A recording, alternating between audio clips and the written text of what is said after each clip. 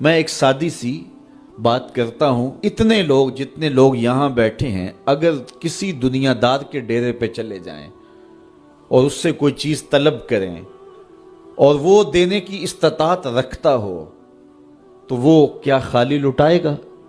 وہ کہے گا اتنے لوگ آگے ہو تو ڈیرہ داری کی شان کے خلاف ہے کہ میں ان کو خالی لٹاؤں۔ تو جب یہ دنیا دار خالی نہیں لٹاتا تو رب کیسے خالی لٹائے گا؟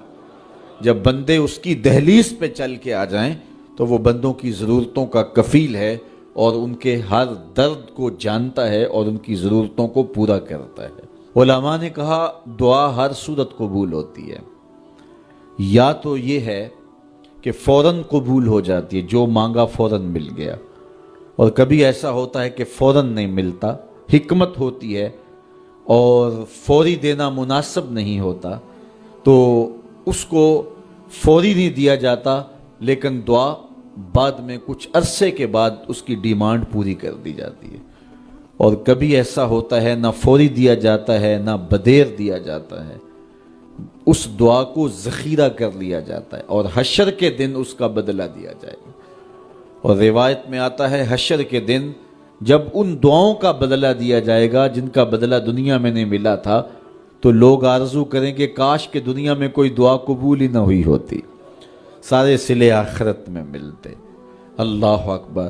کبھی ایسا ہوتا ہے جو مانگا جاتا ہے وہ نہیں دیا جاتا، اس کے بدلے میں کچھ اور چیز دے دی جاتی ہے جو اس کی ضرورت ہوتی ہے اور جو اس کے لیے مناسب ہوتی ہے۔ وہ کچھ اور مانگ رہا ہوتا ہے لیکن اللہ اپنی حکمت کے تحت اسے کچھ اور عطا کر دیتا ہے۔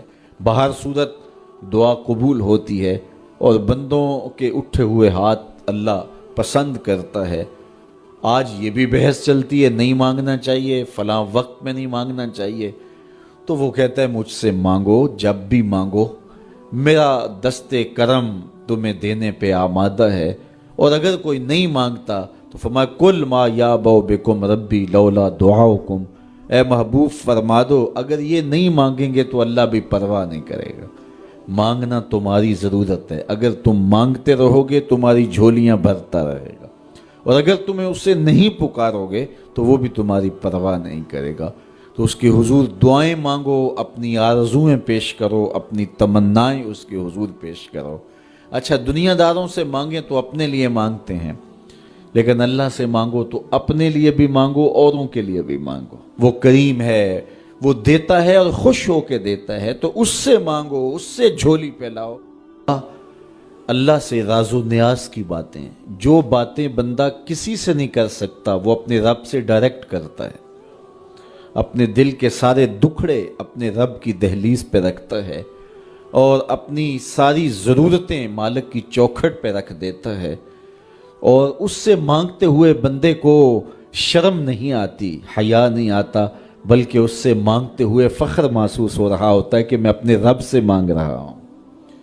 کسی اور سے مانگیں تو جھجک لگتی ہے، لیکن مالک سے مانگیں تو اپنائیت کا احساس ہوتا ہے کہ میں اس سے مانگ رہا ہوں، اس لیے کہ وہ ہمارا رب لگتا ہے، ہمارا اس سے ربط کتنا گہرا ہے۔ مسجد نبوی کا ایک کونا تھا اور ایک بندہ وہاں بیٹھ کے دعا مانگ رہا تھا۔ اس کے دعا کے لفظوں پہ غور کیجئے، اے اللہ میں تجھ سے اس لیے مانگتا ہوں کہ تو میرا اللہ ہے، تیرے علاوہ میرا ہے بھی تو کوئی نہیں۔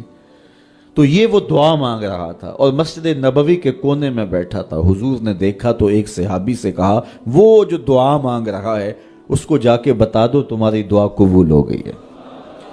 وہ مانگ اس ڈھب سے رہا ہے۔ تو یہ دعا اپنے رب سے نیاز ہے، دعا خود عبادت ہے۔ جب تمہاری ضرورتوں کا کفیل وہ ہے تو پھر اس سے نہیں مانگیں گے تو کس سے مانگیں گے؟ اور جب اس سے بندہ مانگتا ہے تو پھر وہ مانگنے والے کی لاج بھی رکھتا ہے۔ ان ربکم حیی کریم یستحیی من عبدہ اذا رفع یدہ ان یردہما صفرا، تمہارا رب حیا کرنے والا کریم ہے، جب بندے اس کے سامنے ہاتھ پھیلا کے دعا مانگتے ہیں اللہ فرماتا ہے مجھے شرم آتی ہے ان کے اٹھے ہوئے ہاتھ خالی کیسے موڑوں۔ جب انہوں نے مجھ سے مانگا ہے تو میں نے بھی نہ دیا تو کون دے گا؟